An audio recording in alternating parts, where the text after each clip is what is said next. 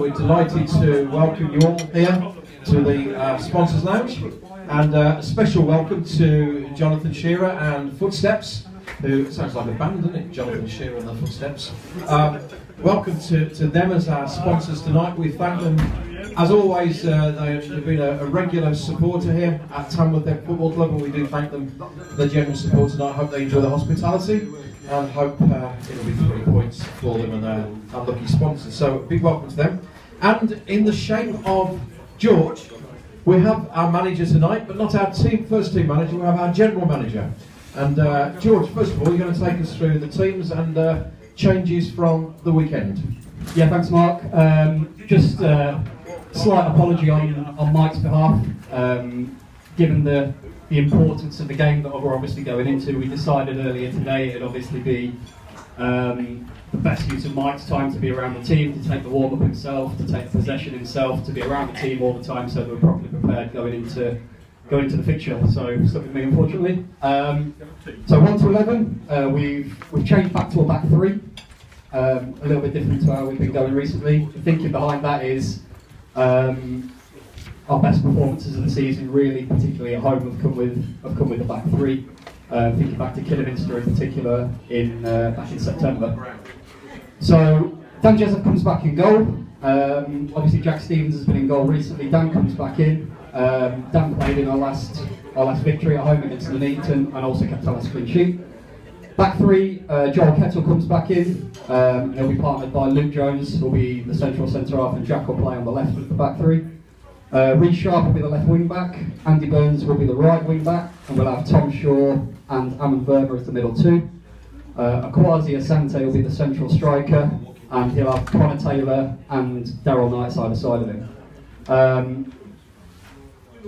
Dropping down to the bench, Steph Morley drops down from the bench from Saturday. James Gray drops down to the bench from Saturday. They're joined on the bench by, who else have we got on the bench? Charlie Shaw, we've got Jack Thomas, and we've got Cal Powell. So that's the 16 for today. Thanks, George. Now, how sort of the sort of thoughts and reflections of the management team from the sort of disappointment, the agonising disappointment of Salford, and perhaps going into Southport, where we probably wouldn't have expected to lose 3-0? Yeah, Southport was obviously a really disappointing result. If we just focus on Salford first, I don't know how many people will have watched the highlights of the Salford game. We were under the cosh kind of first 10-15 minutes. They missed a couple of decent chances.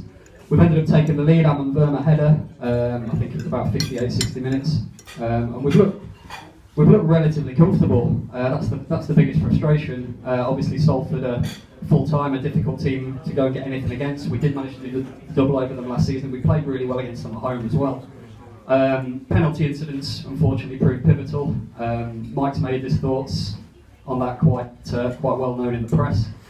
We were quite disappointed that Zach put himself forward to take the penalty when he wasn't a designated penalty taker, and unfortunately it's ended up costing us at least 1 point, if not 3 at that point, given that the penalty was kind of just with 2 minutes to go. Moving on to the Southport game, again, started the game fantastically well, but for whatever reason at the moment, if we go behind, we're struggling to get back into games. We felt we were in charge for the first 20-25 minutes, and even after going down to Gilchrist's goal in the first half, we've had chances to go in 1-1. Having said that, the second half was a real long way below what Mike Scott and all the staff expect and what the players expect of themselves, really. Slight credit to the players in terms of the fact that they all trained yesterday, so everyone was in yesterday preparing for today's game. So obviously in an additional session, only one player couldn't make it due to work commitments. So the game plan's been really clearly explained to the boys yesterday. Got a lot of shape, a lot of tactical work, and hopefully we can get the right result today. That's really encouraging to hear about yesterday, and the players in for training a bit more like a full-time squad then. Yeah, we just felt we spoke obviously Saturday, Sunday. We just felt we couldn't go into today. It's going to be a pivotal game. There's no two ways about it. We couldn't have gone into today without seeing the boys beforehand and just dropping the game plan on them 2 hours before kick-off.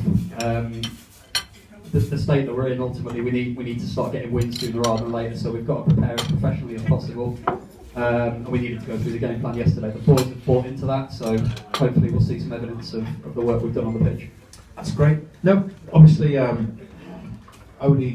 haven't won since the Nunning games. That's 9 games without a win. How's the morale in the camp? As everyone will have seen since the Nunning game, we've changed personnel around a fair bit. It's a relatively new group. We feel the group are getting to know each other more and more as we go along. Whilst results haven't been obviously nowhere near what we expect, performances, bar 1 or 2 games, have been reasonable, and we feel we've been unfortunate in a fair few games. Unfortunate Brackley at home, unfortunate Salford away. But the time for saying we've been unfortunate is gone. With 9 games left, we know we've got to start winning games, and if we'd rather get a fortunate win than an unfortunate loss with a great performance, you know. So we've got to do the business today. Indeed, and obviously a win tonight would give many of the players, the management, the staff, the supporters, most importantly, a fantastic boost, wouldn't it?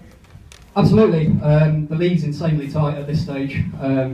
We looked at it particularly prior to going to the Salford game. If we'd have gone into the Salford game, if we'd have won the original date, we'd been back in the top half.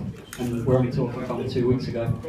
A win tonight, results go for us, shoves us 3 or 4 places at the table, and everyone can not breathe a sigh of relief because it's nowhere near done yet, but possibly the table looks a little bit better with that little bit of a snapshot and a little bit of a gap between us. Indeed. Now, looking at the team sheets, since his penalty miss, Zach hasn't featured. Is that the equivalent of the football managers putting him in detention? Yeah, two ways of looking at that. So, Zach was discussions took place after the game. Obviously, Zach was unhappy with what was said to him at the time. We were unhappy with his decision.